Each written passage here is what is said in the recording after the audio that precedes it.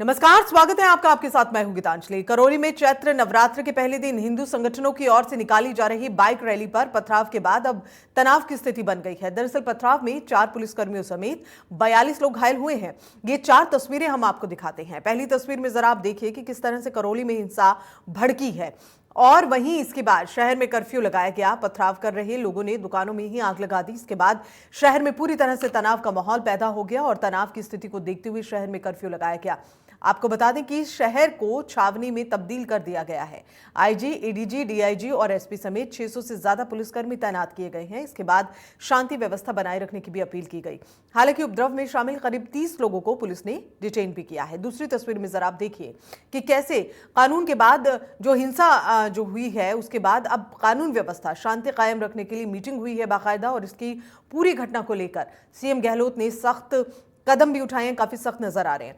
CM ने उपद्रवियों से सख्ती से निपटने के पुलिस को निर्देश भी दिए हैं। लोगों से शांति बनाए रखने की अपील की है।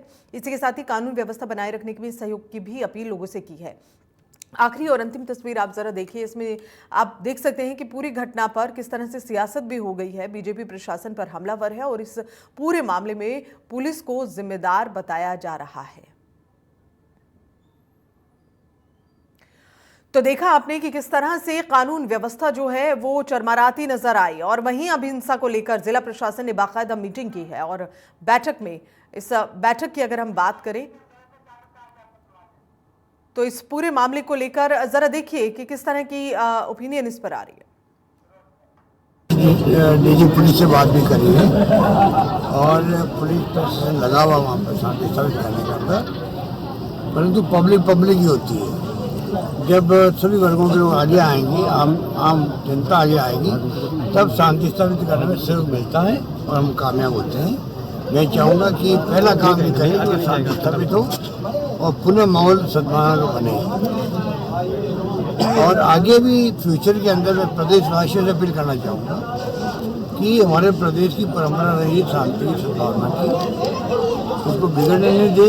सबको भागीदारी निभानी पड़ेगी, जब हिंदू हो, मुस्लिम हो, सिख हो, ईसाई हो, जैन हो, फादर कोई भी हो, वो करेंगे तो ही हम राजस्थान को आगे ले आ पाएंगे। ये हमारी सबकी प्राइमरी जिम्मेदारी है कि हम कैसे माहौल को। और वहीं हिंसा को लेकर जिला प्रशासन ने मीटिंग की है। बैठक में सांसद मनोज राजौरिया और MLA Lakhan Singh Katkad, collector Rajendra Shekhawat, IG समेत शहर के दोनों समुदायों के लोग मौजूद रहे। मीटिंग में करौली में शांति कैसे कायम हो इसको लेकर भी चर्चा हुई।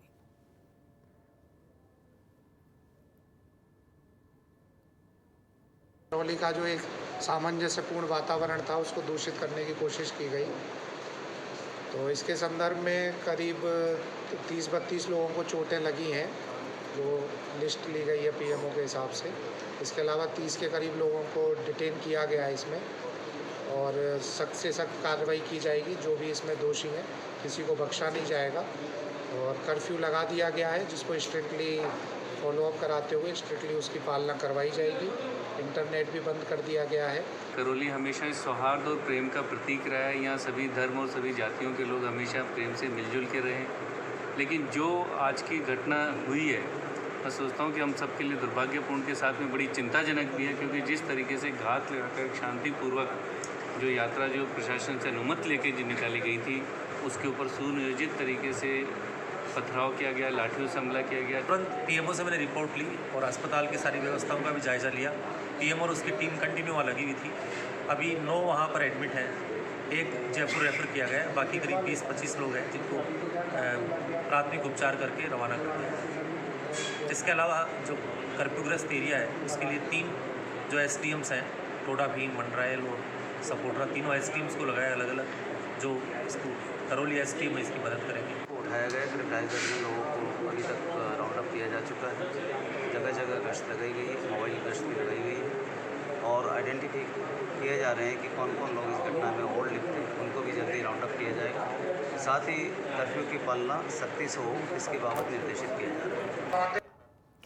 करौली में आग भड़कने के बाद अब सियासत की आग तेज हो गई है। दरअसल हिंसा पर बीजेपी प्रशासन पर हमलावर है और बीजेपी प्रदेश अध्यक्ष सतीश पुनिया ने दोषियों की जल्द गिरफ्तारी की मांग भी की।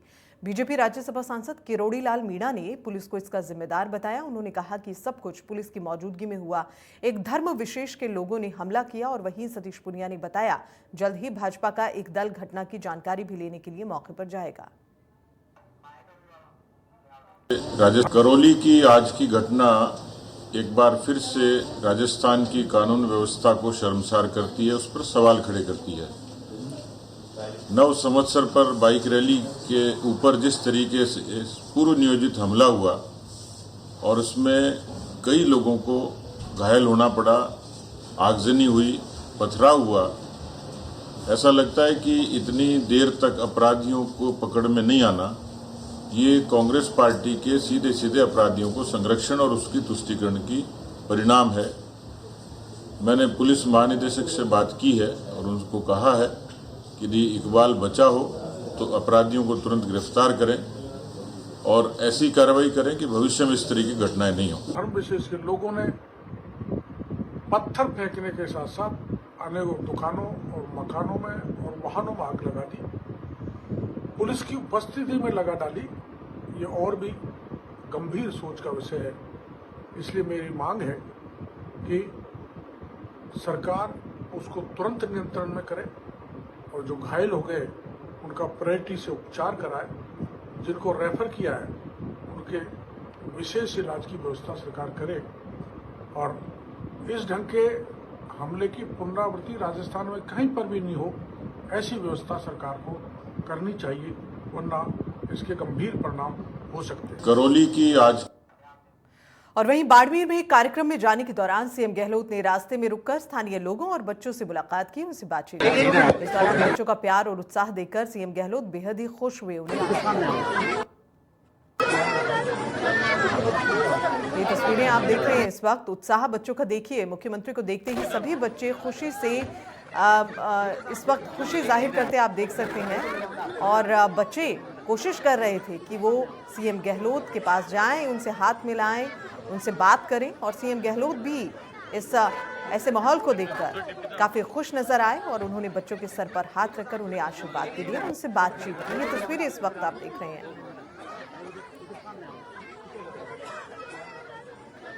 अमूमन जो सुरक्षा घेरा होता है सीएम सिक्योरिटी के लिए, उनकी सुरक्षा के लिए, वो घेरा भी पार करके बच्चों से मिलते नजर आए सीएम अशोक गहलोत। तो बच्चों से उन्होंने बातचीत की, बच्चों को आशीर्वाद भी दिया।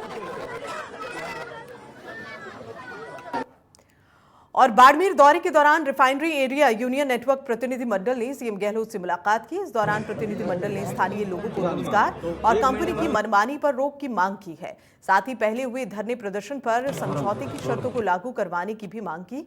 इन मांगों को लेकर मुख्यमंत्री गहलोत ने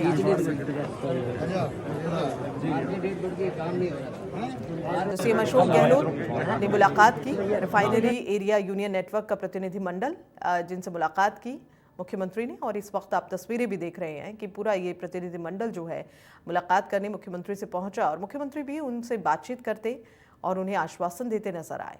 रोजगार और कंपनी की जो मनमानी चल रही है उसको रोक को लेकर ये प्रतिनिधि मंडल मुख्यमंत्री से मिलने के लिए पहुंचा।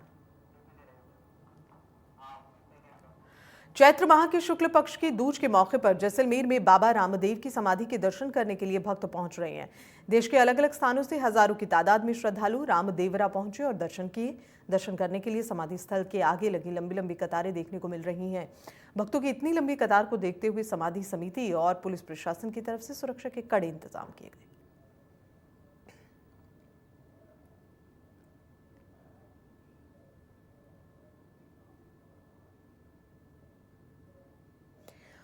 तो बाबा रामदेव की समाधि के लिए दर्शन करने के लिए पहुंच रहे हैं श्रद्धालु। हजारों की तादाद में, हजारों की संख्या में श्रद्धालु पहुंचे हैं, नमन किया है इस समाधि को। और समाधि जो समिति है उसने भी पुख्ता इंतजामात कराए हैं सुरक्षा को लेकर खास तौर पर। और भक्तों की काफ़ी भीड़ जो है बाबा रामदेव की समाधि के दर्शन करने पहुंची। सुजानगढ़ में सिद्धपीठ सालासर बालाजी मंदिर में नए साल और नवरात्र के अवसर पर दर्शनार्थियों की भीड़ देखी गई। दर्शनार्थियों ने बालाजी मंदिर में दर्शन किए और प्रसाद चढ़ाया। सुबह से ही मंदिरों में दूर दूर से लोग अपनी मनोकामना को पूरी करने के लिए नारियल चढ़ा रहे हैं। और इस कड़ी में सुप्रीम कोर्ट की जज श्री बेला द्विवेदी दर्शन करने के लिए पहुंची। इस दौरान सुजानगढ़ एडीजे सीजेएम ने आगवानी की और इसी के साथ ही सालासर मंदिर के पुजारी परिवार और हनुमान सेवा समिति के अध्यक्ष यशोदानंदन पुजारी कमल किशोर ने बालाजी महाराज की तस्वीर भेंट कर उनका अभिनंदन किया।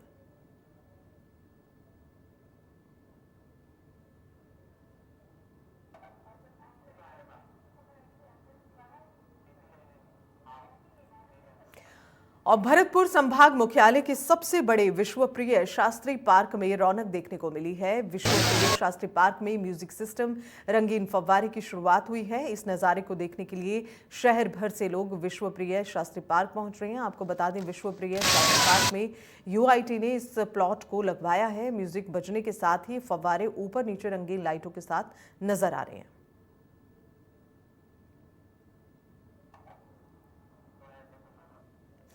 तो ये देखिए मनमोहक नज़ारा, जिसे देखने के लिए दूर दूर से लोग आ रहे हैं, शहर भर से लोग पहुंच रहे हैं। विश्वप्रिय शास्त्री पार्क के ये नज़ारा इस वक्त आप देख रहे हैं। यहाँ पर अब बाकायदा म्यूज़िक के साथ इन फव्वारों की रौनक देखने को मिल रही है। रंगीन लाइटें वहाँ पर देखने को मिल रही हैं और बड़े ही दूर दूर से जो लोग हैं, बड़ी तादाद में इन फव्वारों को देखने आ रहे हैं। तो म्यूज़िकल फाउंटेन ये आप इस वक्त देख रहे हैं तस्वीरों में। दूर दूर से लोग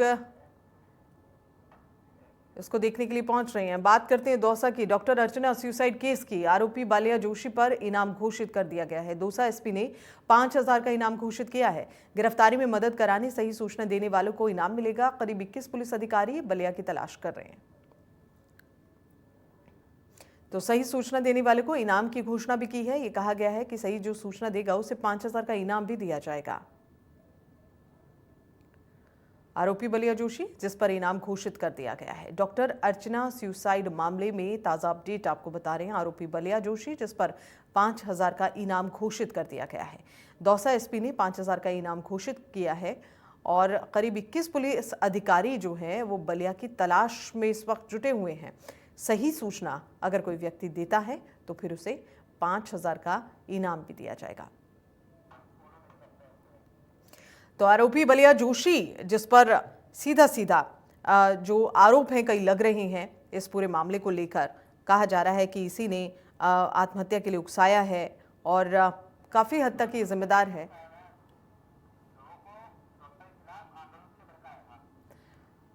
तो जो इस पूरे मामले में अब बालिया जोशी जो है, इस पर इनाम घोषित कर दिया गया है। 5000 का इनाम है। अगर कोई इसको बताता है कि बालिया जोशी कहाँ पर है, पुलिस की मदद करता है, तो ऐसे व्यक्ति को 5000 रुपये दिए जाएंगे।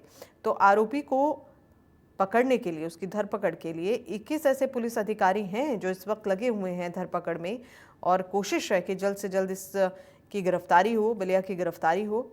फिलहाल जो डॉक्टर अर्चना है, उनके मर्डर केस में, अर्चना सुसाइड मामले में बालिया जोशी, जिसकी पुलिस तलाश कर रही है, इस पर इनाम घोषित बाकायदा कर दिया है एसपी ने। 5000 का ये इनाम रख दिया है।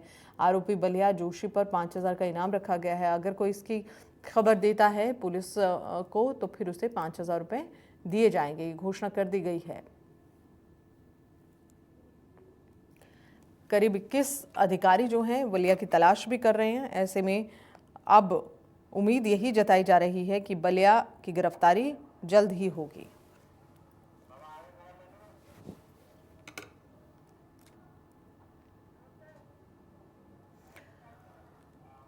तो सही सूचना अगर दी जाती है तो ऐसे व्यक्ति को 5000 का इनाम दिया जाएगा। खाजूवाला में लगातार आवारा पशुओं का आतंक बढ़ता जा रहा है। आवारा पशु के कारण आए दिन घटनाएं हो रही हैं। एक बार फिर खाजूवाला के रामदेव पार्क के पास 2 सांड की लड़ाई में एक राहगीर आ गया, घायल हुआ। घायल को सीएससी में प्राथमिक इलाज के बाद बीकानेर पीबीएम अस्पताल रेफर किया गया। यहां इलाज के दौरान बुजुर्ग ने दम तोड़ दिया है। आवारा पशुओं से नुकसान बार बार हो रहा है। स्थानीय स्तर पर प्रशासन की तरफ से कोई ध्यान नहीं दिया जा रहा है। कई बार आदमी घायल हो चुके, कई हो चुकी है और आवारा पशु इतने हैं कि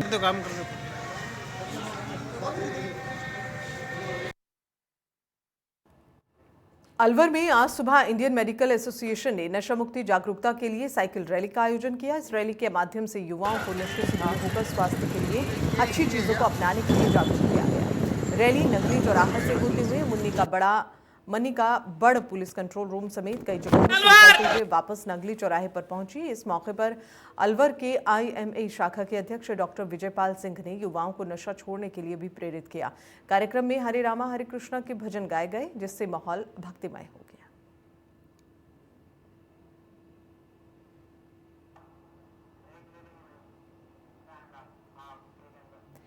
और यहाँ फिलहाल रुक रहे हैं छोटे से ब्रेक के लिए, जल्द लौट रहे हैं।